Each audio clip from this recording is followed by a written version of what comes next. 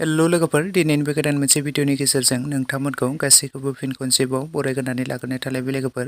लोगोफोर, दायोथ' नोंथांमोना ओरैनोथ' भिडिअनि टाइटेल आरो थाम्बनेलफोरावथ' नायनानै एसेब्लाबो हमनो हाखादों जानांगौ दे लोगोफोर। दिनै आं मानि सायाव भिडिअखौ लानानै फैदों। लोगोफोर, मोनसे गोदानै आर'नाइ बर' फिल्म प्रडाक्सन बेनारनिफ्राय दिहुनजानाय मोनसे गोदानै बिथां गोजोन बर' आदानि स्ट'रि स्क्रिप्ट आरो डाइरेक्सन होनायाव दिहुनजानाय गोदानै आबुं मोनसे बर' सावथुननि सायावहाय फिन आपडेट लानानै फैदों लोगोफोर। जाय सावथुननि मुङानो जादों सानबोलावरि।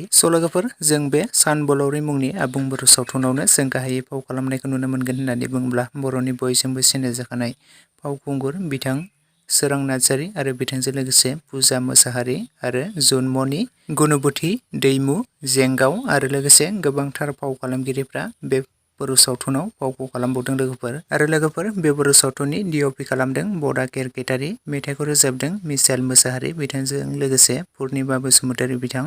लोगोफोर, दायोथ' नोंथांमोना बे सानबोलावरि आबुं बर' सावथुनखौ गोबाङानो पार्ट 1 निफ्राय लानानै पार्ट 7 सिम गोबाङानो अलरेडि नायखाबायमोन आरो नुखाबायमोन। आर'नाइ बर' फिल्म प्रडाक्सन चेनेलावहाय नोंथांमोना बयबो नायखाबायमोन आरो नुखाबायमोन नङा होमबा लोगोफोर।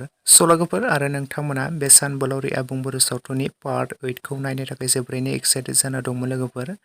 लोगोफोर, बेनि पार्ट 8 खौ दाखालि बावैसो रिलिज खालामनानै होदों बिथांमोना। नोंथांमोना जुदि दासिमाव नायालासिनो थादोंब्ला आर'नाइ बर' फिल्म प्रडाक्सन चेनेलाव बयबो बेनि पार्ट 8 खौ थांनानै नायहैदो लोगोफोर। लोगोफोर, आरो बिथांमोना बेनि फुल मुभि पार्ट 1 बिथांमोना रिलिज खालामनानै होफिनदों लोगोफोर।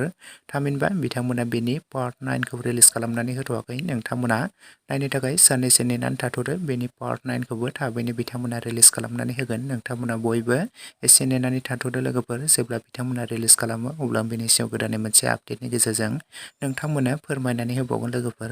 लोगोफोर, लोगोसेनि दासिमनि सर्ट आपडेट भिडिअ बेखिनियावनो। भिडिअखौ नायनानै जुदि नोंथांमोना मोजां मोनदोंब्ला लाइक, शेयार एन्ड कमेन्ट्स खालामदो। लोगोसे चेनेलाव गोदानै फैदोंब्ला साबस्क्राइब खालामनानै खाथिनि बेल आइकनखौबो अल प्रेस खालामना लादो लोगोफोर। जाहाथे नोंथांमोना बेफोरबायदिनो माखासे गोदान गोदान बर' सावथुनफोरनि आपडेट आरो मिउजिक भिडिअ, सर्ट मुभिफोरनि आपडेटखौ बे चेनेलाव थाबैनो नोंथांमोना मिथिनो मोनबाय थायो।